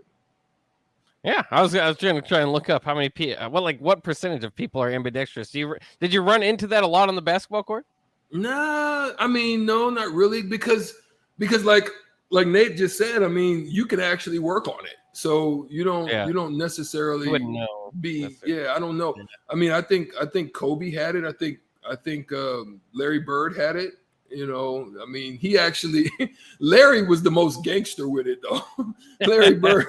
Larry Bird basically told you, I'm getting the ball right here and I'm going to shoot it right-handed on you. Or I'm going to shoot it left-handed. I'm going to shoot it left-handed. And matter of fact, I'm going to play left-handed the whole third quarter. And did it in a game. Oh, I heard that. I'm That's a gangster. little less impressed now that I know he's ambidextrous. Oh, well, like I said, I don't know. I don't know if he worked on it. I just know that he was gangster with it when he said, I'm going to do it. According to Google, which never lies, only about 1% of people are naturally ambidextrous. So, yeah, consider yourself pretty special there. I can Also, write both hands, too. It's crazy. Yeah. I am. I've noticed, I don't know how many people are this way. Like, I'm completely right-handed dominant, but as far as like kicking, I will punt left-footed, and I'll kick actually skateboarding left-footed as well, which is called goofy, which I don't think is fair to call for the skateboarders, but that's what they called it. So I don't know. That's something that's always naturally happened for me too. So I don't know. It's best if it's natural. I don't know if you can necessarily force it. You can certainly practice. I've practiced left-handed layups my whole life, and like they still it didn't work for you. They still don't feel natural. I mean, I can get them to go in once in a while, but I still don't feel too natural doing it. In any case, and I think part of that has to do with my footing too. I mean, that's really, if you leave on the wrong foot, it just feels weird there. But in any case, there's also a few more stuff that I wanted to get to before we jump into our main topic here. Did you see Grambling State University's new head volleyball coach has decided to cut the entire team that she took over? She coach Chelsea Lucas was hired in February, and just here lately cut the entire team. She's got like 13 or 14 new girls coming in. But that's quite a turnaround. And I don't know how you would feel about that if you're Grambling State. Obviously, probably not coming from a winning program. It didn't do too much research. It just kind of stood out to me as like, man, you want to put yourself into that hole? Well, is it something in the water? Is there something going on down there? Because LSU's probably going to have to do the same thing with their basketball pro. Is it in the water in Louisiana right now that you basically have that kind of turnover in your program? I think that's listen, you have options, right? You could do it the way where you can take on. Sometimes that works to your favor. You know, they left you with some good quality players in the system. Or you can say, hey, listen, this was a debacle. This was terrible. This was horrible. I didn't like what I saw. I don't even like what I saw on film. I don't like the attitude. So everybody got to go. Let's just start clean. So yeah, I think if you're going to do it that way, Bach, you're going to, sometimes starting clean is not bad or it can be a problem because you don't have no excuse 2 years down the road. Yeah, I mean, it does. I mean, this really does reset you and makes you almost feel like it's the first year into Hoiberg. It was the same thing. It was kind of like these guys are trying out for next year, basically. And so, you kind of get that year zero instead of year one, which there's usually not too much expectations in year one. So you just kind of get to move it down the line. It must have been something where, I would think that you felt the returning girls or, the returning players just did not seem to have the right attitude. I don't know why else you would just clear the board with everybody. And I'm sure she met with him. Listen, I don't think that this coach is one of those ones that just came in and didn't say nothing. I'm sure she probably met with them. Yeah. And she had team meetings with all of them individually. And just determined, you know what? Everybody got to go.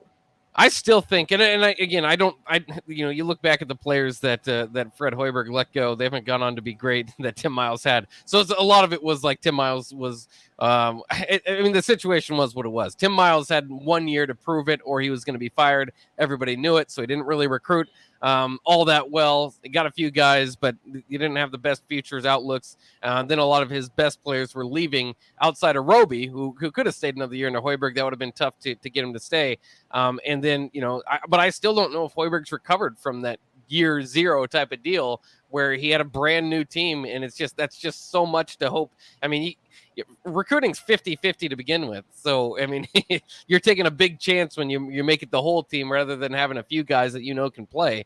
Maybe. So here's something to touch on, Bach. I'm going to throw back at you. Yeah. Because I've been monitoring this over the course of time, and I've really been trying to get younger players that I happen to speak with to kind of understand this concept. Because it's really a two-way street. It's either you're 3 and out or you're 3 and breaking through. So why not do it? Because nothing you have is guaranteed, especially with NIL opportunities now. So I say that to say this. You can go down, look at the percentages, look at everybody, that ends up leaving early or before their time or before they're ready. A lot of people. I'm not talking about the top tier blue bloods down that were in Kentucky, and even some of them have faltered and failed. But I'm saying in most cases, just around the board, it usually takes a player 3 years before they really start figuring it out. The game slows down for them. They kind of start understanding how to become a professional, and then you start kind of either emerging or you're out the door, right? So I tell, like players like Roby, look at it. How many years did he have to spend in the G League before he even really broke through? It's been about 3. Yeah. So that's why I'm saying about some of these players that sometimes just think that there's greener pastures. Man, hone your skills where you're able to, like, you know, work your way through, because, you know, nothing's guaranteed in basketball. That's what I be trying to tell them, man. Listen, immediately you can blow a knee, you know, you can have a couple of good years, and then, you know, all of a sudden something happens. You see it all the time, and then you end up with nothing. And then you try to go back to school, or you try to go back, and it's the hardest thing to do. Try to get as much of that as you can. I think I understand the bag. I'm not faltering anybody that has an opportunity, but if you're not a lottery, if you don't absolutely, without a shadow of a doubt, have a knowledge of you becoming a lottery pick, I wouldn't risk it. But do you think that it's that you have a better time or become a better player sharpening those skills against college level kids or in the G League if you do decide to make that move? Because then you're playing against higher level guys, at least in the G League. See, not always. I mean, maybe not the top, but overall. Listen. I'm happy for guys like Stauskas, Nick Stauskas, and what he was able to accomplish. But even it took him some time, and he was a lottery pick. He was like, yes, yeah. So he had to go bounce back down there and then kind of start finding and figuring out his way. But he was still a little bit more mature than most. But at the end of the day, I'm just saying, like, there's some things that you can do. Your percentages go up when you find yourself closer to that mid-tier or in that lottery area. Your percentages go up of sticking. That's all I'm saying. Your percentages start to go down unless you're a guy like Kawhi Leonard, a 3-and-D guy with a skill set that can do some phenomenal things, or a Paul George, or, you know, a Derek Fisher, or, you know, you've got a skill set that, you know, you sit on a good team, you watch, you observe, then boom, your time pops, you're ready, you're mature and ready to get it done. So yeah, we're gonna talk about that probably tomorrow. We're gonna dig into that one and done situation on the block tomorrow. So tap in. Yeah, I was gonna say also there's also the reality that seniors aren't getting picked in the lottery, right? Like maybe one every 2 years or one every 3 years, whatever it is. It's just, you know, maybe Agbaji this year might get picked off the Kansas team, but there's not usually you're not getting. So it's kind of a game that you have to play, I suppose, to know when you're ready and you've sharpened your skills, but not age out to the point where they don't, you know, they see more upside in a 20-year-old kid than a 22-year-old kid or whatever it is. But that's kind of a fascinating. Yeah, you know, it's a crazy dynamic. It's a crazy dynamic, but it's out there. Yeah. But at the end of the day, too, you know, there's still the Tim Duncan types out there. Yeah, but it's like even Chiwe, who's the national player of the year. He might come back because he's not even a projected a first round pick. There's some guys that just aren't going to be lottery picks too, that are going to have to probably never going to get picked based on their natural gifts, right? Mm-hmm. Because I mean that's what the lottery picks is, projecting upside a lot. But you know, once you get further into it, you know, then you're just gonna have to fight and scrawl, or you know, scratch and crawl to get your way through it. But it's just kind of fascinating to see these decisions play out and how they do. One thing I did want to get to before we get to break though is Texas A&M is kind of embracing this is college football now. They're kind of embracing this new role as the villain. A lot of people are trying to figure out or understand what Texas A&M did this past year to get 8 5-stars in their class. For context, the Big Ten in total had 6 5-stars. Texas A&M had 8. The ACC in total had 4 5-stars. Texas A&M doubled them with 8, just one on team. the one team. Yeah, so it's quite a gap. Jimbo Fisher, obviously a national championship coach before, and he's been kind of fighting against. I mean, there was even a time I remember in the season where they were asked, is he going to go to Florida? Is Jimbo Fisher going to be going to Florida? And he's going, why would I recruit this number one recruiting class in the same SEC to move over to Florida to play them in a few years? I'm not doing that. I got things rolling.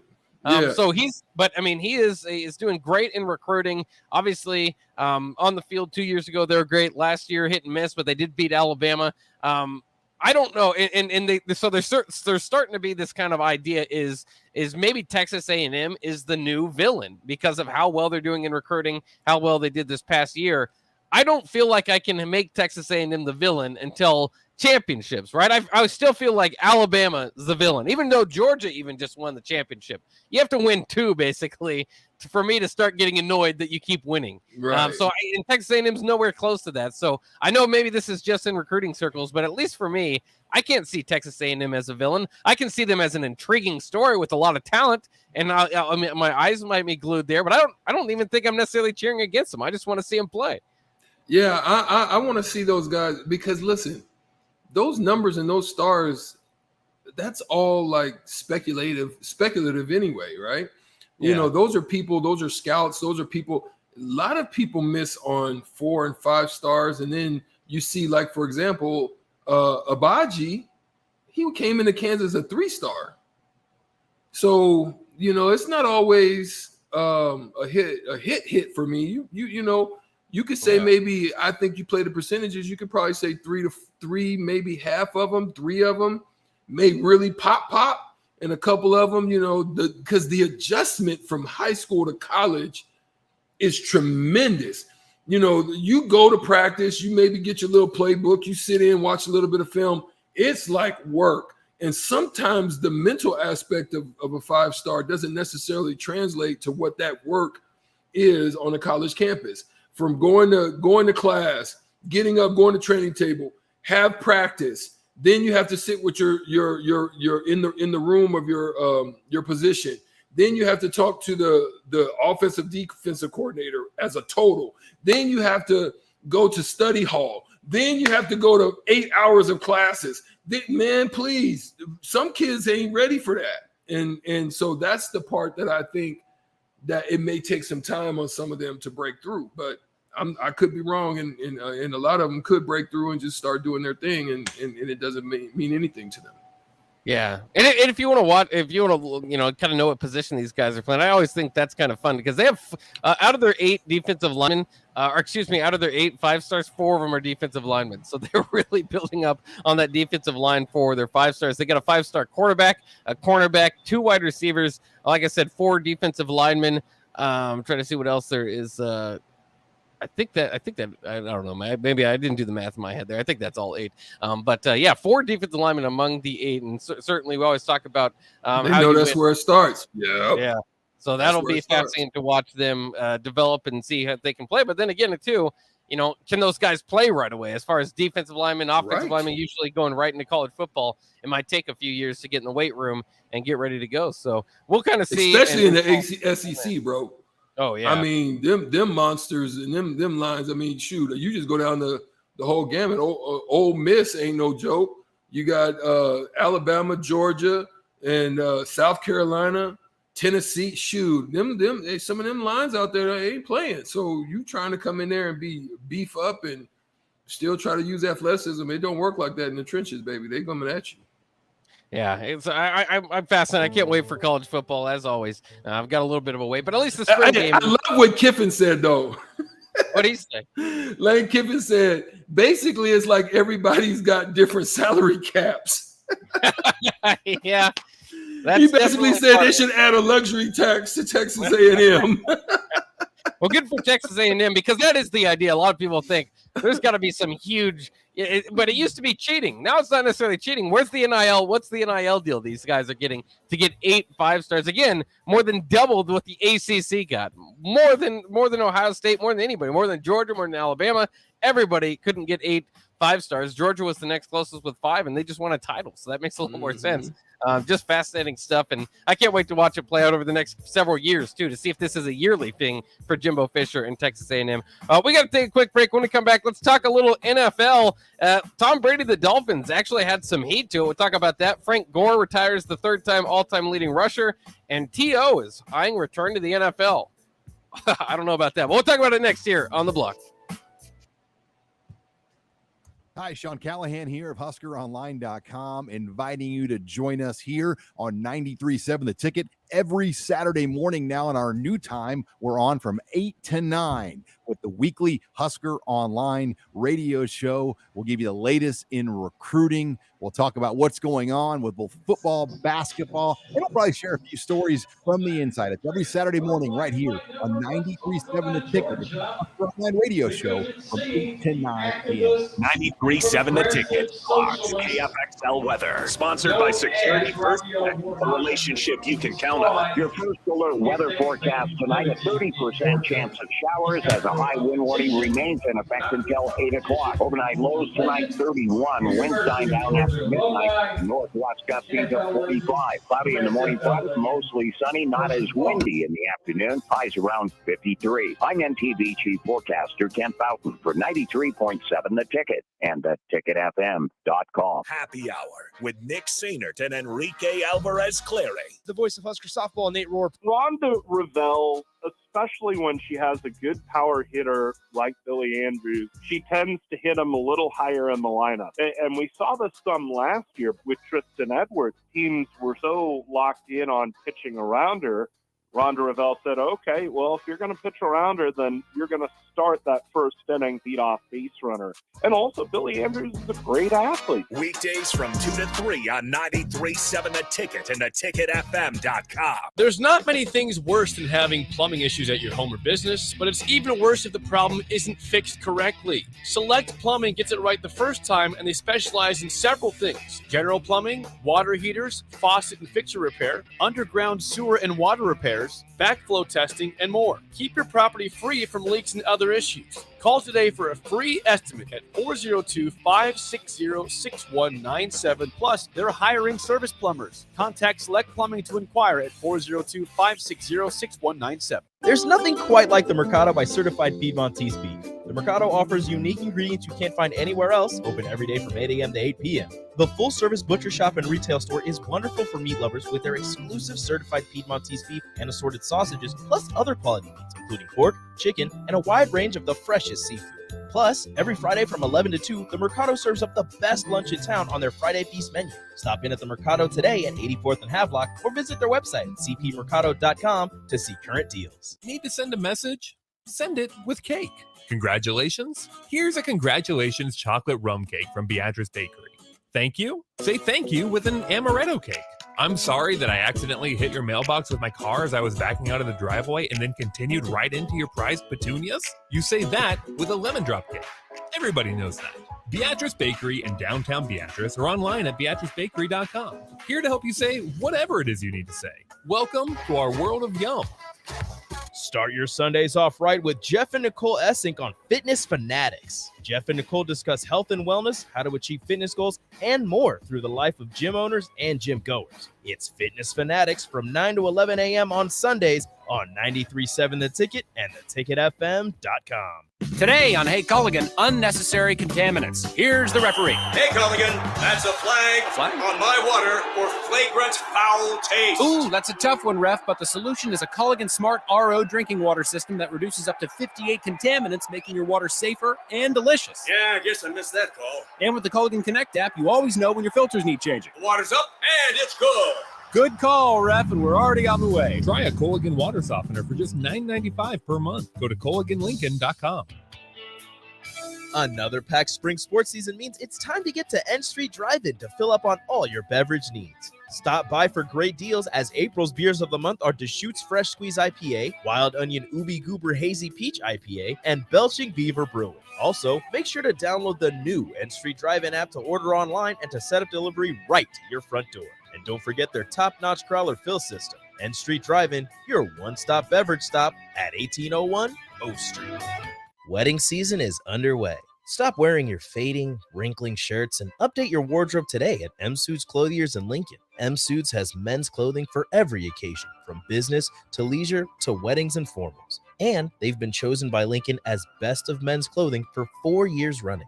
The buying process is quick and easy with personal service that's hard to find. And they're family owned, where you are also treated like a part of the family. M Suits Clothiers, just south of 56th and Pine Lake on Red Rock Lane. Back to On the Block with Strick and Bach on 93.7 The Ticket and theticketfm.com.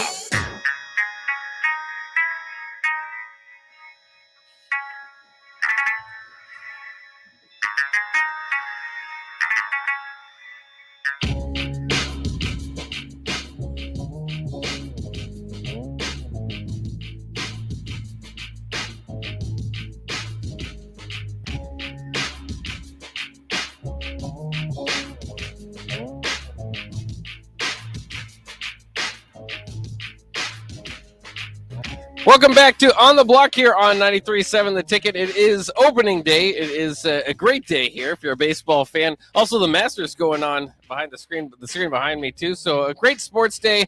Spring game right around the corner on Saturday. We're excited. We're jacked about that. That'll be a great game, even though it might not be a great game, as we usually say at the spring game. It'll be great to see the guys out there. And sometimes the spring game does come down to the final few plays, so that'll be fun too. But let's get to some NFL news here. As it seems like there was some fire. Usually when there's a little bit of smoke, there's usually a fire, right? And there was a lot of smoke around Tom Brady and the Dolphins for a few minutes there, about a month ago. Now it seems like the reports are coming out that there was something to it, and that Tom Brady was looking to become a minority owner of the Dolphins as well as play for them. The plan was to put him and Sean Payton together. Sean Payton, of course, the former Saints coach. The plan was to put them together for the Dolphins. Obviously, this was before the Tyreek Hill trade, so you wonder how that would have affected that. But it's kind of fascinating. However, the day that he announced his retirement, the same day that Brian Flores announced his legal action that he was going to take against the Dolphins, so that seemed to move things away from this situation. But Strick, are you surprised to see that this was a possibility, that the Dolphins had a pretty good plan in place that just didn't turn out? I mean, in the same manner that we find it pretty odd that Bruce Arians just all of a sudden bounced out. So I am sure there was a discussion with the Bucs as to how things were, how Tom Brady was feeling, and putting some things in place in that he wanted to be an owner. I think that was something that he was interested in, and fulfilling his legacy after football was done and when his time finally ended there. And so he looked down south. And here's the crazy thing about that, right? It was reported by tweet or I can't remember if it was by tweet. I think it was by tweet. And I can't remember who actually did it, but it was actually reported that I would keep an eye on Brady heading down south. And it sounded crazy. But now at this point, we find out that information was more close to happening than what people was throwing around out there as somebody's smoking that good. So at the end of the day, the Brian Flores situation ultimately kiboshed the deal because there was a two-way potential trade. They were going to bring, actually a one trade with Sean Payton. And I find that odd that you can actually trade for coaches now. That's crazy, but okay. Yeah, they were going to try to bring him in as an owner and then try to negotiate something at that point. I knew there was something to him deciding to retire the way that he did. I didn't know what it was at the time, but now we know. Yeah, and then you're right. I mean, the first point you brought up about Bruce Arians, it makes, that was all like really weird, right? Like Bruce Arians retires after Tom Brady retires and then unretires. So it's like, is there some sort of divide? Maybe it's not that they don't get along personally, but maybe it just offended one way or the other.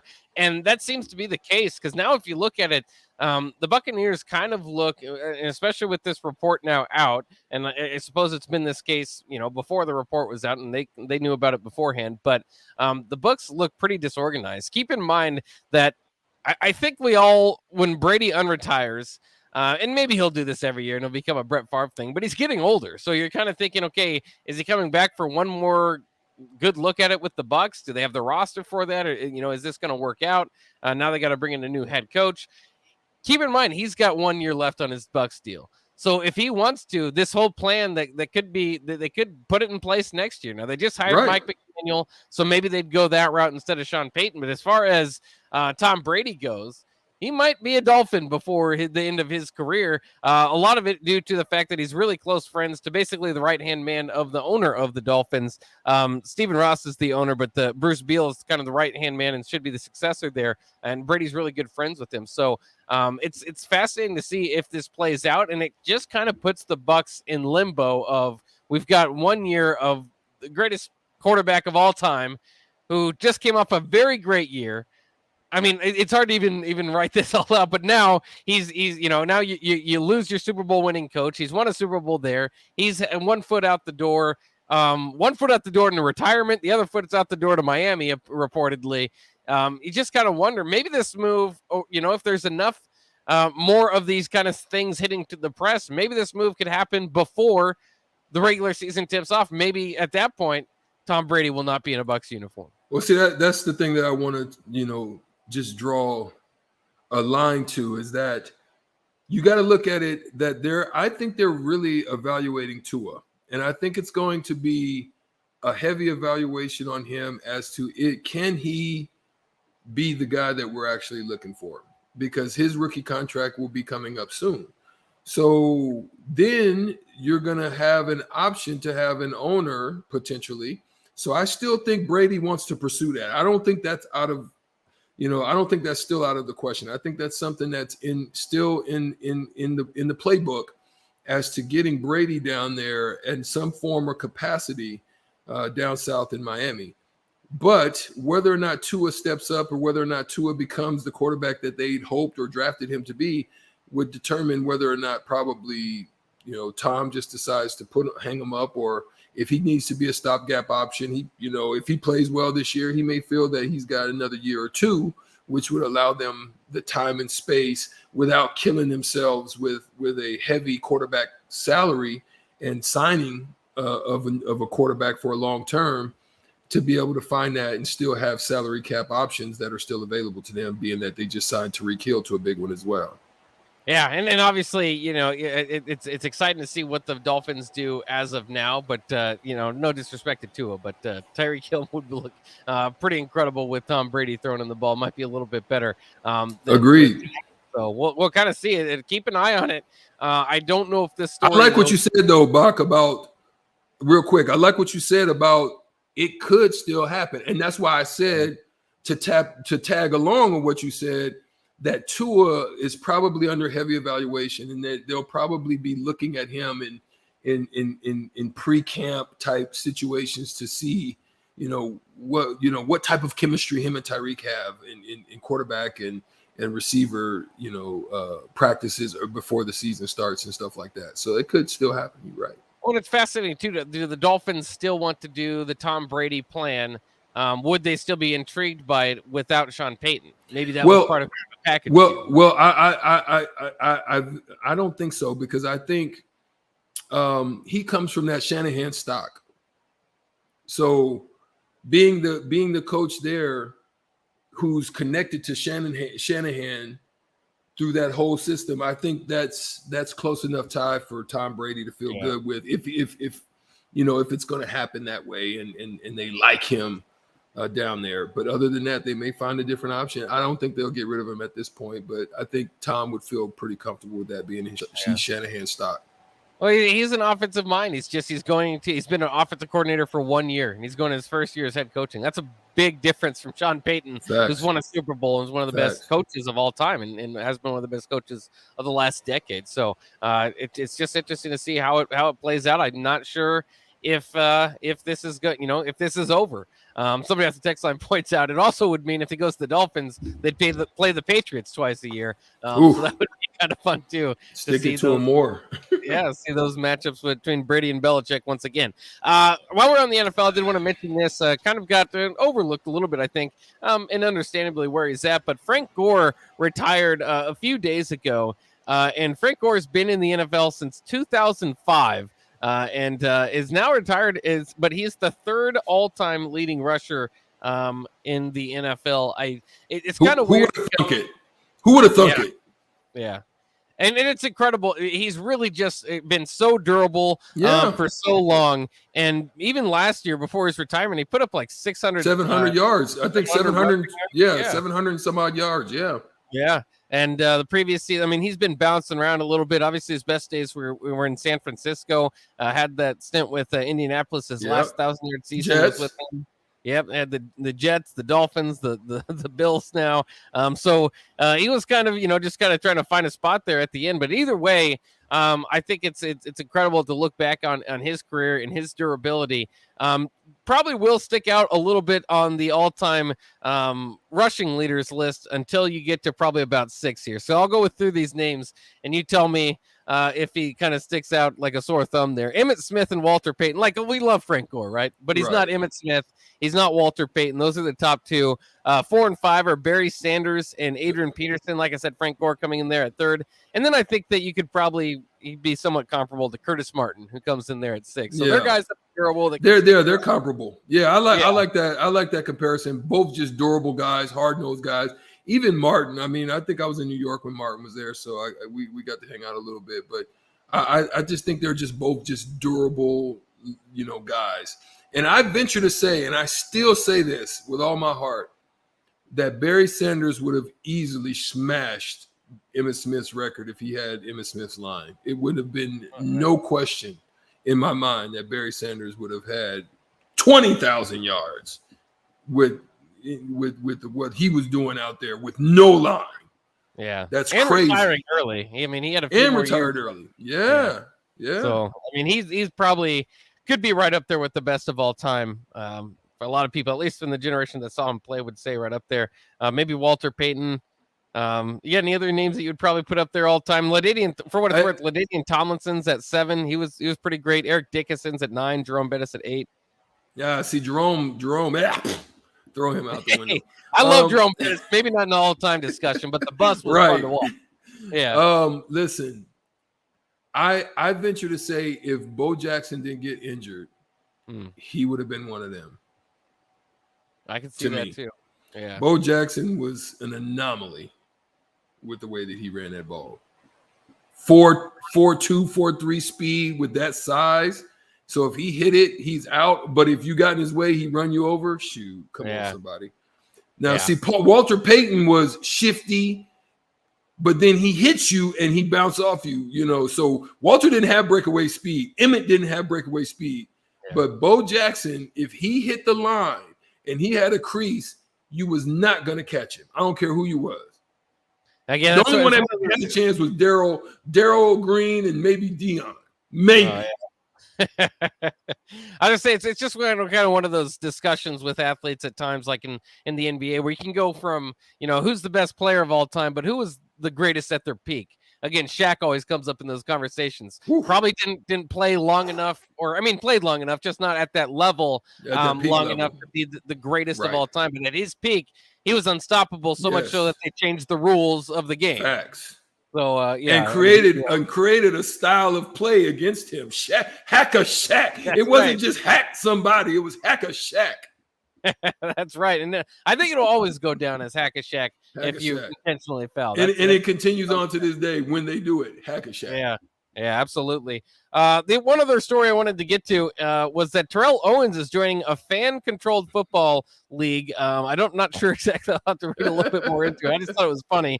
He believes he could defy the odds and come back to the NFL. Of course, we're talking about Tom Brady, who's darn near 45 years old.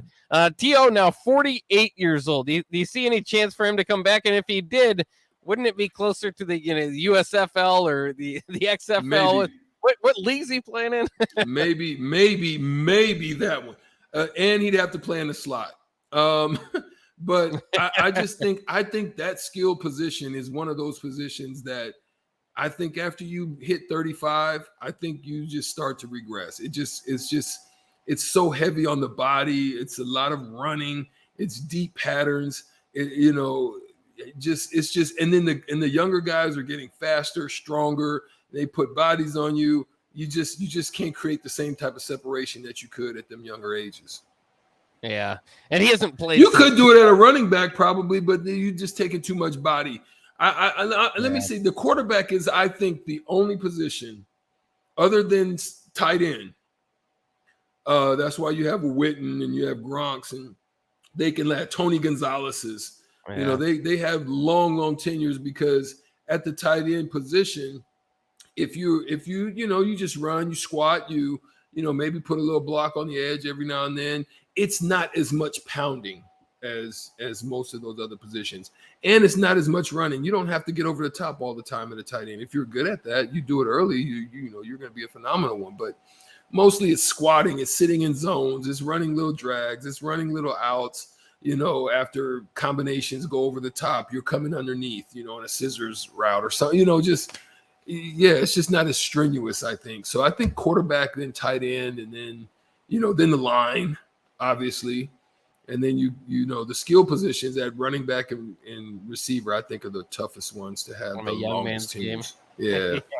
For what it's worth, he did. Last time he played was 2010. That's quite some time ago. He tried to convince his former coach Andy Reid to bring him back with Kansas City last season. Also had contact with the Buccaneers, but nothing really played out. For this fan-controlled league that he's playing in, it's a 7-on-7 league. It's called the FCF. And it empowers fans to make decisions for their favorite team, including calling plays in real time. So it could be a little bit of fun. The other part of it that's fun is he'll be teamed with Johnny Manziel, who has recently stated that he's no longer taking football too seriously. He's just kind of playing for fun at this point in his career, which is kind of funny that he came out and said, "Yeah, I'm not really taking this too seriously." And in the same league, in the same team, is buddy over there, Terrell Owens, is saying, "Yeah, this is part of my comeback." So it's kind of fun to see the different routes they're taking. But that's what I've talked about for years about the XFL or the USFL. You might have better football with some younger guys out there. But if you want my eyes, have Johnny Manziel thrown to 50-year-old Terrell Owens. Yeah, I'll turn it into that, So I think that's that. At least that league's onto something there.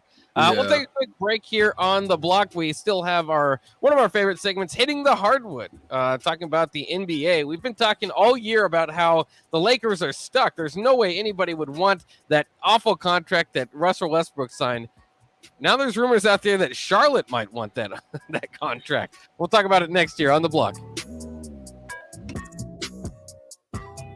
There's nothing quite like the Mercado by Certified Piedmontese beef. The Mercado offers unique ingredients you can't find anywhere else, open every day from 8 a.m. to 8 p.m. The full-service butcher shop and retail store is wonderful for meat lovers with their exclusive Certified Piedmontese beef and assorted sausages, plus other quality meats, including pork, chicken, and a wide range of the freshest seafood. Plus, every Friday from 11 to 2, the Mercado serves up the best lunch in town on their Friday Feast menu. Stop in at the Mercado today at 84th and Havelock or visit their website at cpmercado.com to see current deals. Wedding season is underway. Stop wearing your fading, wrinkling shirts and update your wardrobe today at M Suits Clothiers in Lincoln. M Suits has men's clothing for every occasion, from business to leisure to weddings and formals. And they've been chosen by Lincoln as best of men's clothing for 4 years running. The buying process is quick and easy with personal service that's hard to find.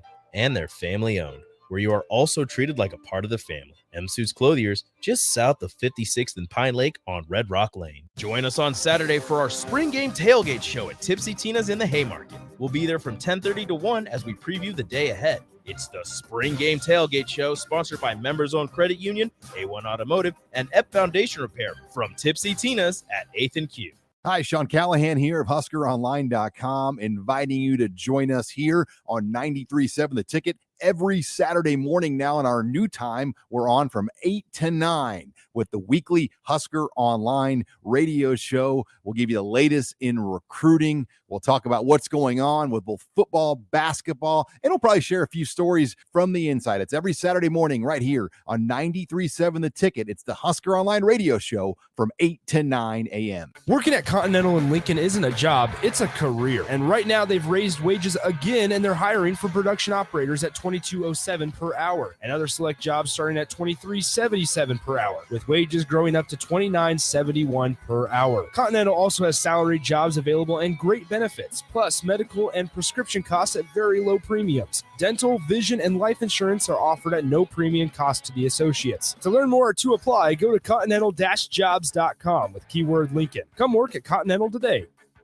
Landmark Implement, your local John Deere dealership, is searching for mechanics of all skill levels to grow with us. Landmark offers a competitive wage, full benefits package, along with paid time off within just 60 days of employment, as well as a 401k and a boot and clothing allowance. Interested in becoming a part of the Landmark difference? Apply now at landmarkimp.com/careers or contact Deanna 402-310-7561 or email careers@landmarkimp.com. That's landmarkimp.com. Landmark Implement is the equal opportunity employer. Spring has arrived. Dust off your clubs and play the city. Lincoln City Golf Courses offer 5 different places to play, including Holmes, Pioneers, Highlands, Mahoney, and the par 3 Jim Ager course. Plus, one membership gets you access to all 5 courses, or ask about a discount card that gets you 15% off all rounds. There's also adult classes with lessons for every level with Lincoln City Golf Academy. Learn more about membership and classes today at lincolncitygolf.org. Hi, Sean Callahan here for Coppell Chevrolet GMC, and it's been a great start here to the year as 2022 new inventory continues to roll in. Our pre-owned lot remains full, and we are selling at a record pace. I was just down at Coppell talking about a new order for myself, and they let me know I can actually start ordering a 2023 here later this spring. So stop on in to get your new 2022, your pre-owned vehicle, or maybe talk about ordering here for 2023. Check them out online at coppellcars.com. You'll be glad you did. What does better service mean? At Allo, it means that you get the best fiber internet available at prices that work for you. Better service means installers who show up on time. Better service means no billing shenanigans. Better service means a real person answers the phone. If you're not paying for better service, what are you paying for? Get Allo. Get better service. Switch today at allofiber.com/better service. This is your High School Minute. With your Southeast Community College High School Minute, I'm Harrison Arns. In boys soccer on Monday, Lincoln Pius X fell to Lincoln Southeast 3-1. Fremont's Leighton Jepson had 1 goal and 2 assists, and Braden Kramer had 2 goals. Lincoln Southwest shut out Fremont 4-0, and Waverly won over Norris 3-0. For the girls, Lincoln East dominated Grand Island 10-0. Lincoln Southwest shut out Fremont 6-0. They came out the gate strong, scoring 4 goals in the first half. And Norris beat Waverly 5-0. Kennedy Sullivan led the game with 2 goals. In baseball, Lincoln Northeast lost to Kearney 10-7. Nolan Smith for Kearney went 3 for 4 at the plate with 4 RBIs. Cody Bruss had a good game from the mound with 8 strikeouts for the Rockets. Lincoln Christian won over Maxwell St. Pat's 9-0. Lincoln East just got past Fremont 1-0. Jalen Worthy had 11 strikeouts in the win. Ralston beat Lincoln Pius X 7-4. This has been your High School Minute, sponsored by Southeast Community College, with locations in Lincoln, Beatrice, and Milford. Learn more today at southeast.edu. Back to On the Block with Strick and Bach on 93.7 The Ticket and theticketfm.com.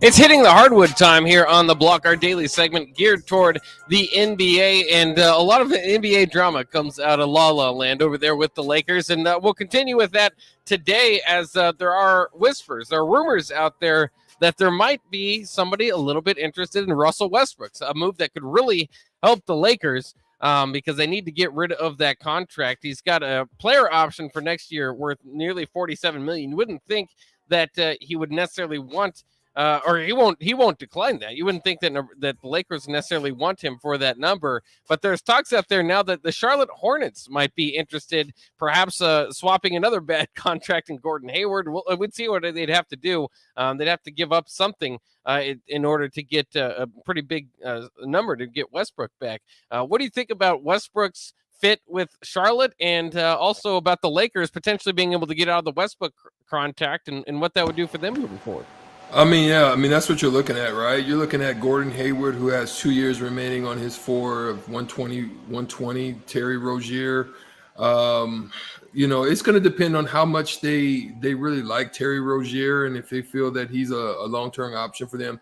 I mean, 97 million for Terry Rozier when you're happy with Ball and they play the same position.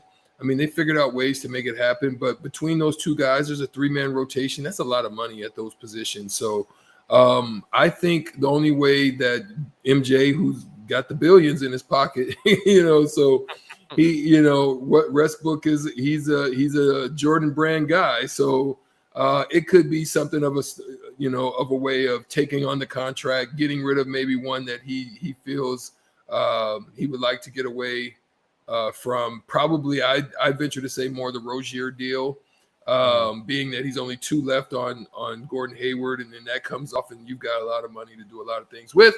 So, you know, knowing then with that money in 2 years, and then that next year with that money coming off, if you can clear Terry Rozier's money, then maybe you've got something there. So that's the only way that I would see that, you know. Do you think it's worth the risk for the Hornets? Obviously, like we said, it would be a 1-year thing, but to make a LaMelo Ball basically play with Russell Westbrook, that seems no, like that doesn't work. That doesn't work. No, I'm not even saying he plays. I say you bring him on and you probably waive him. And what you can create is you can create a longer term payout on that money, but it's going to determine whether or not it seems to me that the only interest that they would have for that happening, because LaMelo and Russell does not work, and Russell's not willing to humble himself to be able to take a backseat role. So the only way I could see it happening is he's trying to eliminate one of those 2 contracts and basically knowing that he'd get rid of Westbrooks after a year and just tell Westbrook, hey, listen, go ahead and go play somewhere else. You're going to get your money, but you know, yeah, we're good. Yeah. That's the only way I see it happen. I mean, obviously LA don't want him. So, you know, try to go figure it out somewhere else. And that's the only way I can see it happening. And of course, another option for the Lakers would be to trade away Anthony Davis. Anthony Davis says he's not concerned. I said I can't control those things as far as hypothetical trades go. As the Lakers are eliminated from the playoffs, it looks like they need to blow it up to give themselves some hope in the future. Do you see Anthony Davis playing in Los Angeles next year? I mean, it's like you said, man. I think the only way they're gonna get any reprieve is gonna have to be to blow it up. I mean, I wouldn't even rule out LeBron James in that. But at the end of the day, they're all aging players, and you just don't have a lot of capital. So you're trying to trade aging players to me for some youthful exuberance. I don't think that's going to work for me if I'm a GM, unless you want to get fired. Yeah, it's going to be hard for the Lakers to get too much of a return on investment on this stuff, but we'll see. I mean, they are after all Hollywood, and they can usually draw in big names at some point, but I don't necessarily see them being good next year. We'll kind of see what they can do to maneuver around it, but maybe in 2 years they can get back in there and be contending in the West. 3 to 5, I would love that a lot more. I'd love to see the Lakers down.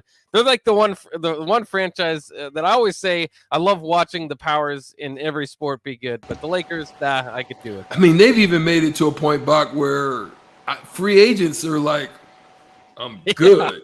If Steph Curry's basically saying I'm good, then everybody's I'm good.